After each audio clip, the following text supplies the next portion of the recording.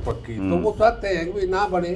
अच्छा अच्छा, मतलब वो नुकसान हो नहीं, सकता है वो। नुकसान करने कम नुकसान होगा, क्योंकि इस बार का चुनाव जो है ना वो भाजपा वर्सेज एंटी भाजपा है। जी, नहीं, बिल्कुल संशय नहीं होता, क्योंकि वो प्रचार करते ही नहीं। पता चल ही जाता है कि भी उनका डमी हाँ, कौन डमी लगभग- है कौन नहीं है, ये सबको पता होता है। तो सिंबल के साथ साथ वो वोटिंग करते टाइम नाम भी पढ़ लेते हैं। बिल्कुल, सोशल मीडिया का जमाना है, सोशल- व्हाट्सएप पे, हाँ। सोशल मीडिया पर कहीं सोशल मीडिया पर, और फिर आजकल उस पे ईवीएम मशीन पे भी तो नाम लिखा होता है। हाँ बिल्कुल होता है। और जो लोग चुनावी दौड़ में उनका पहला काम है अपने सिंबल को लोगों तक पहुंचाना। बिल्कुल। राजदीप फोगाट, राजदीप फोगाट के सामने सबसे बड़ी दिक्कत ये है कि आज जो भाजपा के खिलाफ एंटी इनकम्बेंसी है ना, वो जजपा के खिलाफ उससे भी ज्यादा है। अच्छा अच्छा, हाँ। जी जी। तो इसकी चपेट में हमारे राजदीप फोगाट भी है। सारे विधायक छोड़ सतगामा भी आ गया, दिल्ली रोड। हाँ, इन्हें कहा किस किस्म से रुझान रहेगा, क्योंकि पिछली जो हमने देखा है ना ट्रेंड, उसमें जैसे सांगवान बेल्ट है 1996 के बाद तो सतपाल कोई ज़्यादा अच्छी परफॉर्मेंस मतलब लीडिंग उसमें नहीं कर पा रहे सांगवान में। इसमें लोकसभा चुनाव में हमने देखा कि दादरी शहर से भाजपा आगे रही है, लेकिन ओवरऑल कंस्टिट्यूंसी से भाजपा पीछे हो गई। और इसमें जब एक दौरा पूरा हो लेगा उसके बाद स्थिति स्पष्ट हो पाई, खुद स्पष्ट हो पाई। तो नमस्कार साथियों, खबर खगाटा के डिजिटल प्लेटफॉर्म पर आपका स्वागत है। मैं एक बार फिर आपके सामने राजनीतिक हलचल को लेकर फिर हाजिर हुआ हूं, और आज की इस चुनावी चर्चा में हम चरखी दादरी विधानसभा की बात करने वाले हैं। हमारे साथ विशेष रूप से राजनीतिक विश्लेषक रमेश तक्षक जी हमारे साथ उपस्थित हैं। तो रमेश जी, सबसे पहले बहुत बहुत नमस्कार आपको। नमस्कार, स्वागत है। धन्यवाद जी, आपके दर्शकों को भी नमस्कार। चरखी दादरी विधानसभा की बात करते हैं, नामांकन वापसी का हो चुका है। 18 उम्मीदवार दादरी विधानसभा में चुनावी मैदान में हैं। इस बार 2 महिलाएं भी मैदान में हैं। तो किस तरह का कैसा माहौल चल रहा है? साहब, चुनाव जो है चरखी दादरी में अभी बड़ी प्राथमिक स्टेज पर है। सभी उम्मीदवारों का जो पहला दौरा है गांव का या शहर का, वो भी पूरा नहीं हुआ है जी। जो जो चुनाव आगे बढ़ेगा तो तस्वीर क्लियर होगी। क्यों, अभी तो उम्मीदवार गांव में जा रहे हैं, गांव में उनको किस प्रकार गांव के, क्योंकि गांव में भी ये पंचायती चुनाव के बाद थोड़ी गुटबंदी हो जाती है, तो उसका भी देखने को मिलेगा कहाँ किस प्रकार की समीकरण बन रहे हैं, या जो बीजेपी के एंटी इनकम्बेंसी है 10 साल की, उसका कितना असर है, ये सब आने वाला समय बताएगा। और इसमें जब एक दौरा पूरा हो लेगा उसके बाद स्थिति स्पष्ट हो पाई, खुद स्पष्ट हो पाई। तो मैं अभी देख रहा था कि चुनाव आयोग द्वारा सभी प्रत्याशियों को अपने जो सिंबल हैं वो बांट दिए गए हैं। इसमें मेन जो पार्टी के साथ साथ इंडिपेंडेंट भी हैं, हाँ है, जो कि अपने चुनाव चिन्ह इनको दिया गया है। 2 महिलाएं हैं। आम आदमी पार्टी से है धनराज कुंडू, इसको भी सिंबल दिया। आनंद शोराण को भी मिल गया है। मनीषा सांगवान हैं, राजदीप फोगाट हैं, सुनील सांगवान हैं, राजपाल सिंह भी हैं, विक्रम शर्मा, अजीत फोगाट, अनिल कुमार, अर्चना देवी, नवीन योगी, मंजीत सिंह, रामशरण फोगाट, ललित कुमार, संजय छपारिया, सत्येंद्र सिंह, सुनील कुमार और हेमंत, ये चुनाव मैदान में जिनको कि चुनाव आयोग ने अपने सिंबल बांट दिए। पार्टी जो राजनीतिक दल है उनके अपने चुनाव चिन्ह है, उनसे लोग फेमिलियर है, परिचित है। जो इंडिपेंडेंट है वो जैसे जैसे दौरा करेंगे लोगों तक सिंबल पहुंच जाएगा। और आजकल तो ज़्यादातर लोग पढ़े लिखे ही है, तो सिंबल के साथ साथ वो वोटिंग करते टाइम नाम भी पढ़ लेते हैं। बिल्कुल, सोशल मीडिया का ज़माना है, व्हाट्सएप पे, सोशल मीडिया पर, और फिर आजकल उस पे ईवीएम मशीन पे भी तो नाम लिखा होता है। हाँ बिल्कुल होता है। और जो लोग चुनावी दौड़ में उनका पहला काम है अपने सिंबल को लोगों तक पहुँचाना, बिल्कुल पहुँचाएंगे। तो शायद वो सिंबल सब लोगों तक पहुँच गया होगा। फिर भी हम प्रयास करते हैं किसके पास क्या सिंबल गया है। बहुजन समाज पार्टी से आनंद शोराण, इनका हाथी का निशान है। आम आदमी पार्टी से धनराज सिंह हैं जिनका कि झाड़ू का निशान है। कांग्रेस पार्टी से मनीषा सांगवान हैं जिनका हाथ का निशान है। जेजेपी पार्टी से राजदीप सिंह हैं जिनका चाबी का निशान है। सुनील सतपाल सांगवान जो कि बीजेपी से हैं उनका कमल का निशान है। राजपाल सिंह ये सांजरवास के हैं, इनका टम्पो का निशान है जी। अच्छा, विक्रम शर्मा जो कि रानीला के हैं, इनका निशान है चारपाई। अजीत फोगाट इंडिपेंडेंट जो चुनाव लड़ रहे हैं, इनका गन्ने के साथ किसान। अनिल कुमार को फलों की टोकरी, अर्चना देवी को टेलीफोन, नवीन योगी को सेब, मंजीत सिंह को लोहे की बेल, ललित कुमार को माचिस तिल्ली, संजय छपारिया को ट्रक का निशान है, सत्येंद्र सिंह को गिलास का निशान है, सुनील कुमार को टेबल का निशान है, हेमंत को ब्लैक बोर्ड का, और इसके साथ साथ एक नोटा का भी निशान है। प्रत्याशियों के तो ये है जो इंडिपेंडेंट, कुछ एक इंडिपेंडेंट तो सीधा चुनाव लड़ने के मूड से सीरियस होते हैं, और दूसरा कुछ इंडिपेंडेंट ऐसे भी होते हैं जिनको मुख्य राजनीतिक दलों के जो प्रत्याशी है वो नॉमिनेशन करवा देते हैं, क्योंकि चुनाव आयोग की गाइडलाइन के अनुसार व्हीकल सीमित कर दिए गए हैं, बिल्कुल एजेंट्स की संख्या सीमित कर दी गई है, और खर्चे भी सीमित कर दिए गए हैं, तो वो अपने डम्मी उम्मीदवार भी खड़ा कर लेते हैं ताकि वो सारी चीज़ें वो फायदा खुद उठा सके। जो डमी उम्मीदवार खड़े करते हैं उनसे कहीं ना कहीं लोगों में संशय तो होता होगा कि इतने 18 मैदान में कैसे? नहीं, बिल्कुल संशय नहीं होता, क्योंकि वो प्रचार करते ही नहीं, पता चल ही जाता है कि भाई उनका डमी, हाँ, कौन डमी है कौन नहीं है, ये सब पता होता है। चुनावी हालात को देख लेते हैं। लगभग सभी प्रत्याशी अपना प्रथम चरण का जो दौरा है उसमें लगे हुए हैं। कोई बड़ा स्टार अभी तक प्रत्याशियों के प्रचार प्रसार में को अभी तक किसी पार्टी का नहीं आया है। कांग्रेस की बात करते हैं। मनीषा सांगवान यहाँ से चुनाव लड़ रही हैं जी। लोगों का समर्थन भी मिल रहा है। जो 36 कैंडिडेट थे जो भरे थे, जिन्होंने फॉर्म, मैं कई स्थानों पर देख रहा हूँ कुछ लोग उनके कार्यक्रम में नहीं हैं। देखो, डॉक्टर मनीषा सांगवान कांग्रेस की प्रत्याशी जी, नई प्रत्याशी, पहली बार चुनाव कंटेस्ट कर रही है, महिला भी है, तो उनको एंटी इनकम्बेंसी तो उनके खिलाफ है नहीं, बिल्कुल, उनके डीमेरिट्स पब्लिक डोमेन में नहीं है, और जो एंटी इनकम्बेंसी का, जो एंटी भाजपा जो सेंटीमेंट बना हुआ है ने, उसका उसको सीधा लाभ मिल रहा है और पार्टी का लाभ मिल रहा है, बिल्कुल, तो उसको जन समर्थन मिलेगा, इसमें कोई दो राय नहीं है, वो मुख्य मुकाबले में है। बिल्कुल, वो तो है, लेकिन उसके जो कि अजीत फोगाट, अच्छा, जो उसको और दिखाई नहीं दे रहे जी। देखिए, कुछ प्रत्याशी तो हम देख पा रहे हैं, प्रत्याशी क्या जो दावेदार थे, जो लिस्ट में टिकट मांग रहे थे, वो उनके साथ है, और कुछ एक नहीं है, और ये पहली बार नहीं है, ये हमेशा ही होता है। कांग्रेस में आप देखोगे ये जो दावेदार होते हैं, ये जो है ना, ये कांग्रेस में है गेटिंग सेटिंग का फार्मूला, कि इस बार अगर बन गया तो अगली बार की टिकट पक्की, तो वो चाहते हैं कि भाई ना बने। अच्छा, मतलब वो नुकसान नहीं, नुकसान करने कम नुकसान होगा, क्योंकि इस बार का चुनाव जो है ना, वो भाजपा वर्सेज एंटी भाजपा है जी, बिल्कुल, इसलिए वो, और ये गुटबंदी कांग्रेस में नई बात नहीं, आज़ादी से पहले से, आज़ादी के बाद से भी है, आप देखोगे, और हर बार रही है, हरियाणा में रही है, और उसके बावजूद भी कांग्रेस ने सरकारें बनाई है, और जो बागी होकर चुनाव लड़ रहे हैं वो, हाँ, अजीत फोगाट कांग्रेस को नुकसान पहुंचाने की स्थिति में है।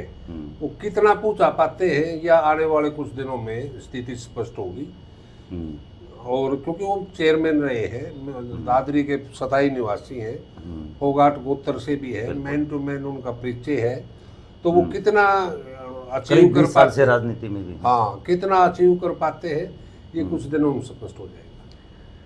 भारतीय जनता पार्टी से सुनील सांगवान, पूर्व मंत्री सतपाल सांगवान के बेटे। सुनील सांगवान के बारे में आपको पहले ही बता चुका हूँ।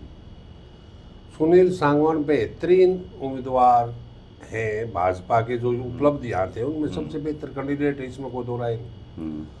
उनका व्यक्तिगत जनाधार है, इसको भी हम नकार नहीं सकते। भाजपा का भी एक संगठन है, इसको भी हम नकार नहीं सकते। और 30 साल से राजनीति में है और सक्रिय रहे हैं और हमेशा ही चुनावी मूड में रहते हैं जो सतपाल सांगवान। इसलिए प्रत्येक गांव में, शहर के प्रत्येक गली मोहल्ले में उनका निजी कांटेक्ट है और उसका उनको फायदा भी मिल रहा है। इस बार शायद दादरी शहर ही हर बार चुनाव में डिसीजन पर आता है। अगर भाई दादरी शहर जिस तरफ झुक गया वहीं उसी पार्टी का प्रत्याशी जीत दर्ज करता है।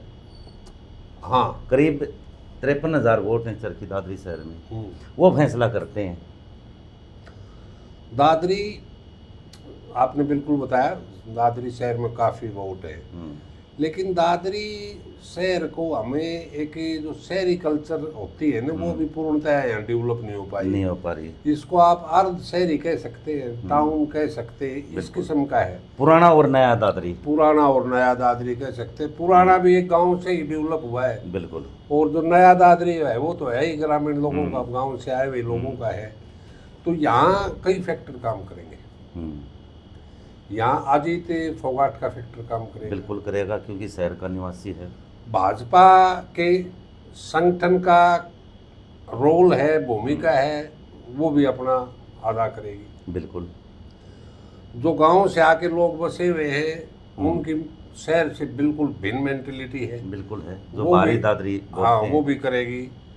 और जो व्यापारी वर्ग है ने, उनके अपने एजेंडे हैं, उनकी अपनी सोच होती है, वो भी करेंगे। सारी चीज़ें निर्धारित करेंगे कि दादरी शहर का रुझान क्या होने वाला है, क्योंकि दादरी शहर ही अंतिम बार ये फैसला करता है कि किस प्रत्याशी की जीत हो सकती है यहीं से। हाँ, लेकिन ये पिछले इसमें लोकसभा चुनाव में हमने देखा कि दादरी शहर से भाजपा आगे रही है, लेकिन ओवरऑल कंस्टिट्यूंसी से भाजपा पीछे हो गई। लोकसभा की बात कर रहे हैं, लोकसभा में धर्मवीर सिंह सिर्फ 5,000 वोटों से यहाँ से हार के निकले, 5800 वोटों से हार के निकले हैं। और उस टाइम पे बीजेपी वर्सेस कांग्रेस था चुनाव।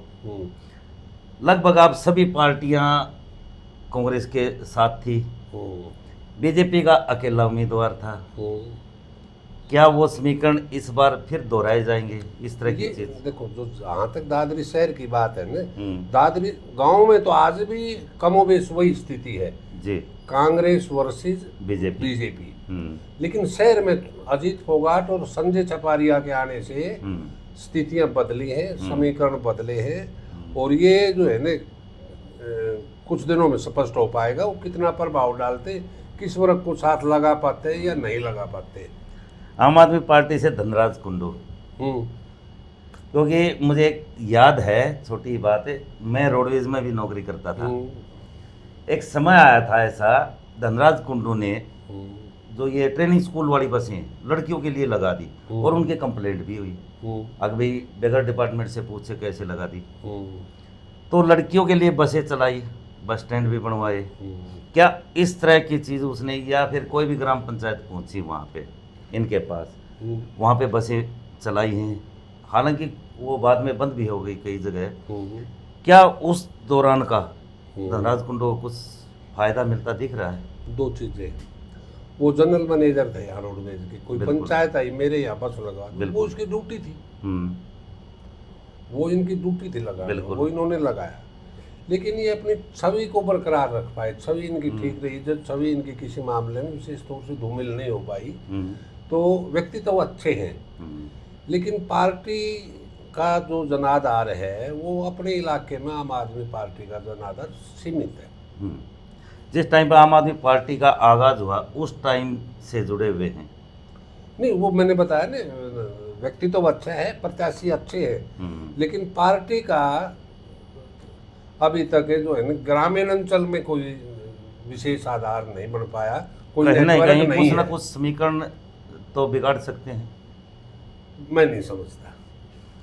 लेकिन इनका अपना जो जनाधार है उस अनुसार कुछ वोटें ले सकते हैं। हाँ, इसमें तो कोई दो राय नहीं, उनका व्यक्तिगत वो भी ठीक है, और कुछ जो आम आदमी का अपना संगठन है वो कुछ वोटें तो लेंगे, लेकिन समीकरण बिगाड़ने की स्थिति में मैं नहीं समझ पा रहा कि वो आएंगे। जननायक जनता पार्टी है, जो कि आज़ाद समाजवादी आज़ाद पार्टी, राजदीप फोगाट, विधायक रहे हैं। राजदीप फोगाट। राजदीप फोगाट के सामने सबसे बड़ी दिक्कत ये है कि आज जो भाजपा के खिलाफ एंटी इनकम से है ना, वो जजपा के खिलाफ उससे भी ज्यादा है। अच्छा अच्छा हाँ। जी। तो इसकी चपेट में हमारे राजदीप फोगाट भी है। सारे विधायक छोड़ के चले गए। नहीं, मैंने बता दिया स्थिति अब बिल्कुल भिन्न, और इस चुनाव लेकिन में तो कुछ कम से कुछ grassroots वोटों को करने- प्रभावित कर सकते हैं।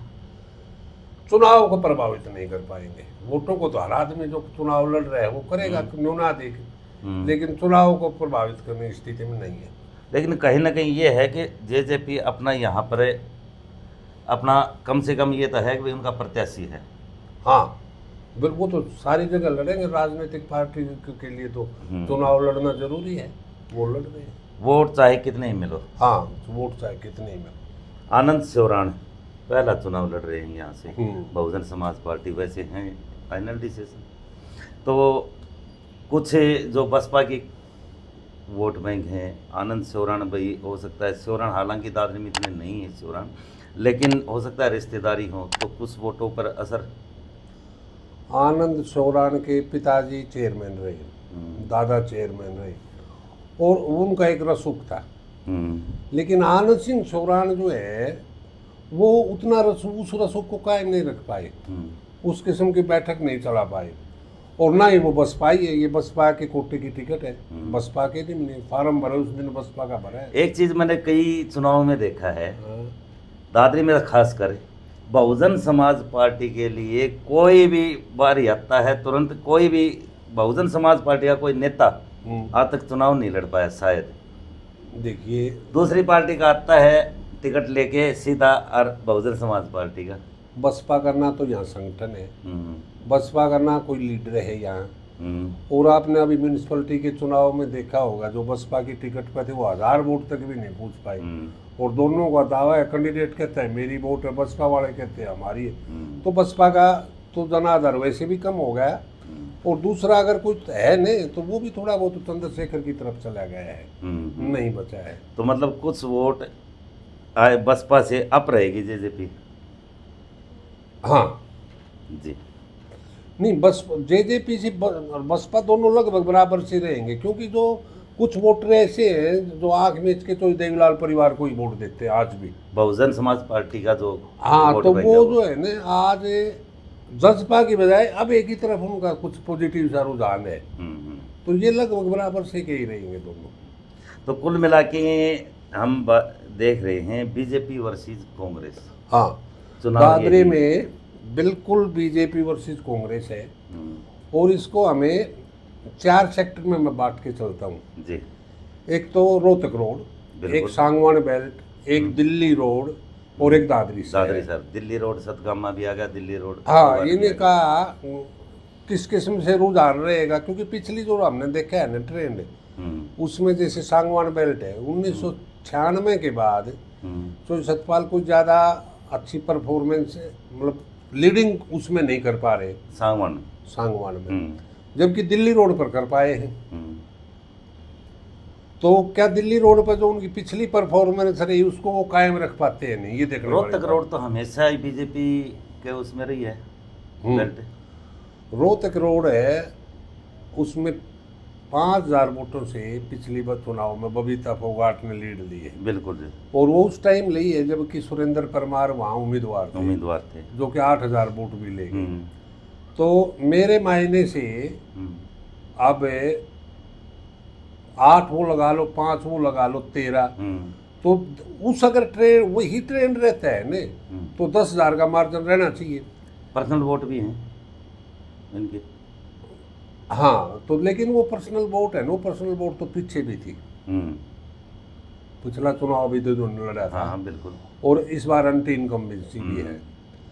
तो अगर पिछले प्रदर्शन को भी कायम रख पाते हैं तो ये अच्छी बात है। 10-12 हज़ार वोटों का तो हाँ, अगर इतना कर पाते हैं ना तो ये बेहतर है। लेकिन अभी हमने देखना पड़ेगा, बिल्कुल देखना पड़ेगा, क्योंकि अभी पहला दौर है। हाँ, क्योंकि कांग्रेस की नई कैंडिडेट भी है, उसको लोग किस ढंग से आगे बढ़ा पाते हैं।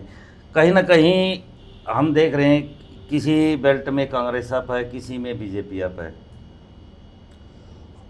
अभी जो है ना फ्लेक्सिबल है वोटर। हाँ, सोच रहा है अभी वोटर, हाँ अभी सोच रहा है। अब आप देखिए, भविष्यवाणी हम नहीं कर सकते। नहीं कर सकते बिल्कुल। एक गांव में, छोटे गांव में मान लीजिए 600 वोट है, सरपंच का आमने सामने का चुनाव होता है, वहाँ हमें पता नहीं चलता कौन नहीं सरपंच पता बनेगा। चलता। ये तो लाखों वोटों की बात है। बिल्कुल है।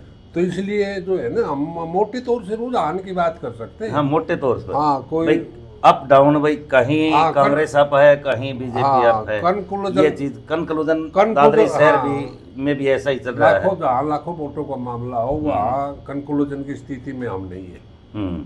तो इसका मतलब हम ये मान सकते हैं कि भाई बीजेपी और कांग्रेस लगभग फाइट में है। हाँ आमने लगभग सामने। नहीं, कंप्लीटली फाइट, मतलब मतलब सीधा मुकाबला है। सीधा मुकाबला है, दोनों प्रत्याशियों की धड़कनें हाँ ऊपर आज नीचे चल रही है। हाँ आज फाइट है, बिल्कुल फाइट है। बिल्कुल फाइट। तो जी बहुत बहुत धन्यवाद रमेश जी। हम चर्चा कर रहे थे दादरी विधानसभा की। कुल मिला के जो चर्चा में सामने आया चरखी दादरी में, ये तो हालांकि वोटर पर भी निर्भर कर सकता है कि उनकी क्या सोच है, किस पार्टी को उसने वोट देनी है। कुल मिला के चरखी दादरी विधानसभा क्षेत्र से भाजपा और कांग्रेस आमने सामने की टक्कर है। ये तो अब समय बताएगा, जनता तय करेगी। 5 अक्टूबर को चुनाव होगा, किसको यहाँ से प्रत्याशी को यहाँ से जीत दर्ज मिलेगी, ये तो 8 अक्टूबर को चुनाव परिणाम सामने आएगा, तब पता चलेगा। लेकिन आप लगातार हमारे साथ जुड़े रहें। कोई भी आपकी राय है कमेंट बॉक्स में ज़रूर डालें, सब्सक्राइब करें। तो जी बहुत बहुत धन्यवाद रमेश जी, चर्चा में शामिल होने के लिए। सभी दर्शकों धन्यवाद।